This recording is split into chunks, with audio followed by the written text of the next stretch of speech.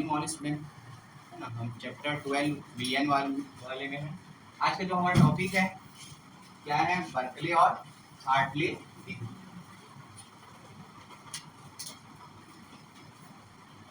Berkeley और Hartley विधि। तो इसमें क्या क्या पूछा जाता है, इसका चित्र बनाने के लिए, ठीक है। पहला पॉइंट आपका क्या रहेगा, इसका चित्र बनाने के लिए, ठीक है। इसका पहला पॉइंट चित्र बनाना है, तो चित्र बनाओगे, ठीक है।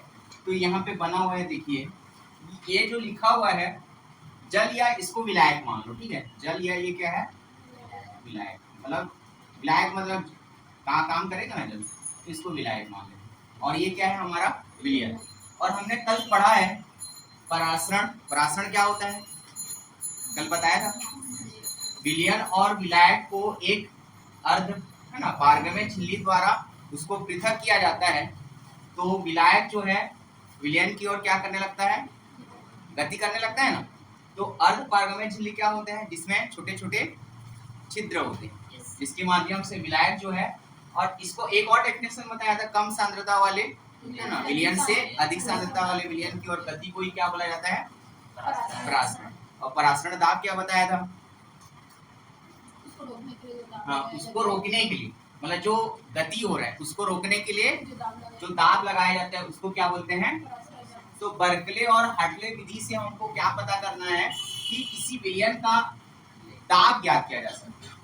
किसी विलियन का दाब मापने के लिए बर्कले और हार्टले ने ये विधि दिया हुआ है, ठीक है। तो चित्र बन जाएगा सबसे। विधि में क्या होता है, देखो चित्र तो बना लोगे, थोड़ा नामांकित कर लोगे कि यहाँ इसमें क्या क्या होता है। देखो ये जो दिख रहा है, ये वाला जो हिस्सा दिख रहा है, ये एक नली है। ये वाला क्या है, एक नली, पाइप होता है जैसे। और ये वाला भी जो दिख रहा है ना, ऐसे जो बना हुआ है, ये भी एक पाइप है। इसको बोलते हैं समकेंद्रित नली।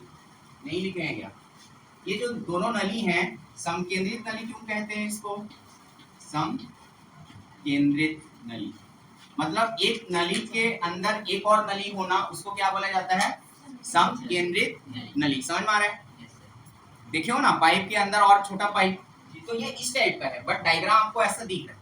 तो ये नली के अंदर नली है, जिसके बाहर वाले में विलियन को भरा गया है, और अंदर वाले में किसको भरा जा रहा है, विलायक। विलायक को कहाँ से भरा जा रहा है, यहाँ पे है ना, कीप, ये दिख रहा है, ये कीप के माध्यम से इसको, है ना, क्या भरा जाएगा, जल या विलायक भरा जाएगा। और यहाँ से ये पिस्टन को अभी हटा दिया जाएगा, और इस पिस्टन के माध्यम से क्या भरा जाएगा, इस नली में विलियन को भरा जाएगा, ठीक है। ये जो दो चीज समझ में आया, ये दोनों क्या होती हैं, समकेंद्रित नलियां होती हैं, जिसके अंदर वाली नली पे किसके माध्यम से, कीप के माध्यम से विलायक को भरा जाएगा। और ये जो बाहर खुला हुआ है ना, ये नली को थोड़ा सा खुला छोड़ा गया है, और इस खुला छोड़ने के खुले जगह से विलियन को भरा जाता है। ऐसे विधि लिखना है। उसके बाद पिस्टन को बंद कर देंगे, पिस्टन को बंद करेंगे और उस पे एक दाब।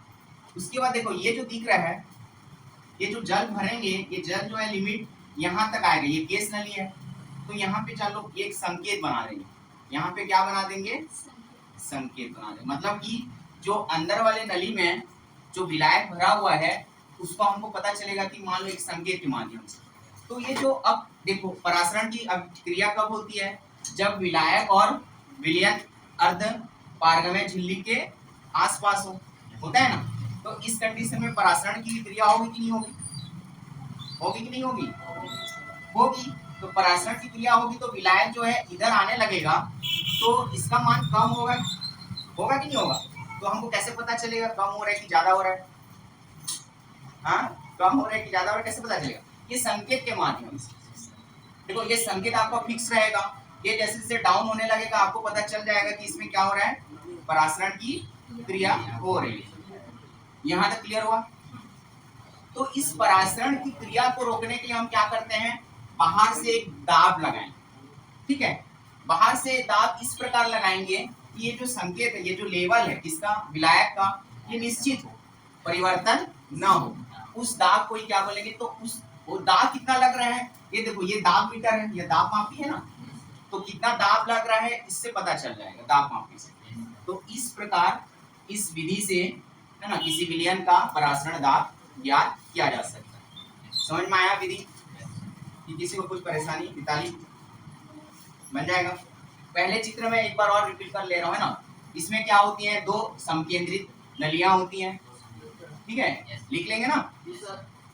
समकेंद्रित नलियां मतलब एक नली के अंदर और एक नली, अंदर वाली नली में विलायक को भरा जाता है किसके माध्यम से? कीट के माध्यम से। और दूसरे वाले नली में विलयन भरा जाता है, जिस जो दूसरे वाली नली को थोड़ा सा क्या किया जाता है, खुला छोड़ा जाता है, जिसके माध्यम से विलयन भरा जाता है। ये हो गया। उसके बाद विलयन भरने के बाद एक पिस्टन लगा दिया जाता है ना। पिस्टन मतलब कि उसके माध्यम से क्या किया जाता है, दाब लगाया जाता है। दाब इस प्रकार लगाया जाता है कि जो विलायक का लेवल क्या है वो, है ना, परिवर्तन ना हो, निश्चित रहे। मतलब ये जो फिक्स है ना, जो है ना संकेत, वो हमारा क्या रहे, फिक्स रहे। तो इस प्रकार हमको कितना दाब लगाया जा रहा है वो किसके माध्यम से पता चल जाएगा? दाब मापी के माध्यम से पता चल जाएगा। तो इस प्रकार बर्कले और हार्टले ने परासरण दाब किसी विलयन का निकालने के लिए ये विधि को अपनाया है। ये समझ में आ गया? तो विधि समझ में आ गया। और चित्र को नामांकित या उसका थोड़ा सा एक्सप्लेन भी करोगे तो कर सकते हो कि चित्र में क्या क्या है। तो दो चीज समझ में आ गए और ज्यादा कुछ नहीं है इसमें। और एक सिद्धांत, इनका मेन सिद्धांत क्या है कि इसमें परासरण की क्रिया को रोकना है। सिद्धांत मतलब क्या है, हमको मेन क्या याद करना है, परासरण दाब। और परासरण दाब क्या कब पता चलेगा, जब परासरण की क्रिया को हम रोकेंगे, तभी तो विलयन का जो परासरण दाब है बाहर वातावरण से जो दाब लग रहा है उसके बराबर हो जाएगा, तब उसको हम क्या बोलते हैं, परासरण दाब। तो ये उसका सिद्धांत हो जाएगा। तो यही मेन है बस। और इस वाले चैप्टर में और कुछ छूटा है क्या? परासरण दाब के लिए कल मैं एक फॉर्मूला बताया था, क्या होता है, किसको याद है? आयुष बताइए।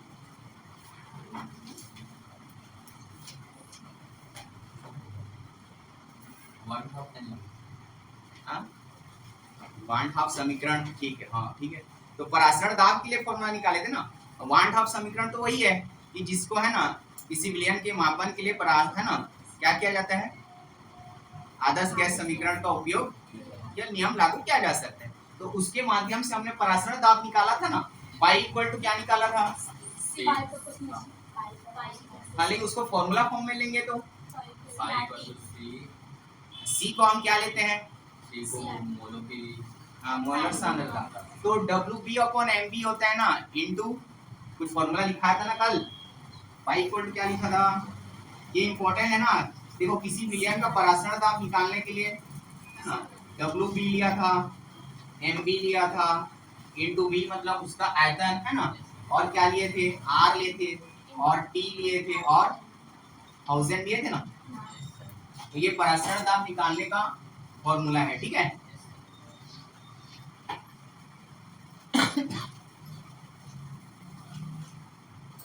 इसके कुछ लाभ भी लिख लेना, याद देख लो, ठीक है।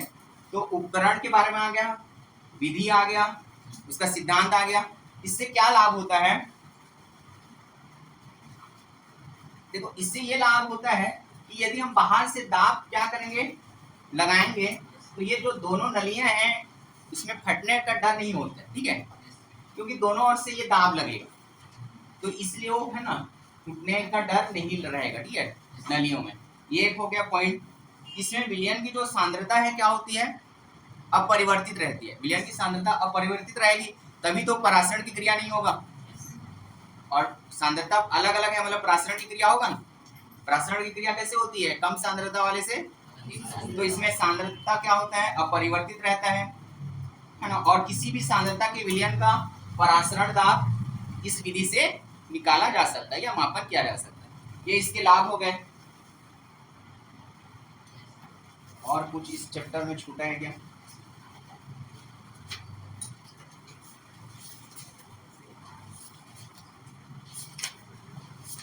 Chapter complete. देखो और कुछ बताना है तो इसमें सब तो हमने पढ़ लिया। नोट्स वगैरह बना रहे हैं? Yes sir. बन गया है? Yes sir. पढ़ना भी है, टेस्ट बेस्ट लूंगा आपसे असली ढंग से। Yes sir. ठीक है। चैप्टर 2 में जो जो हमने टॉपिक पढ़ा है, मिताली पुला आपने लिख लिया?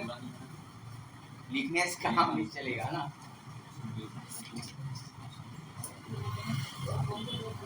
तो यहाँ पे हमारा विलियन चैप्टर कंप्लीट होता है। ठीक है, कल से हम नेक्स्ट चैप्टर स्टार्ट करें। ठीक है।